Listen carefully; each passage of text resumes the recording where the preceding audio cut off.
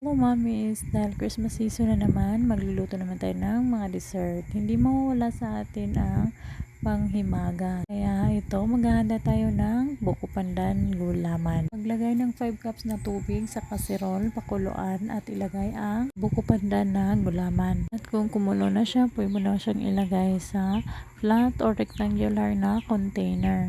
Sinit aside ko muna ang gulaman. Kung nagmix ako dito ng liquid ingredients, isang ibap, isang all-purpose cream at isang condensed milk. Condensed milk na is yung buko pandan na flavor ng condensed milk, yung kulay green. And meron ako ditong tapioca pearl na nakuluan na, kaya nakaset aside na yan siya. Nag-rest muna yan siya, kaya ganyan. So hinalo ko na din sa liquid ingredients ang tapioca pearl. Mix mo lang yan siya lahat, mamis, hanggang sa mag-mix well na siya.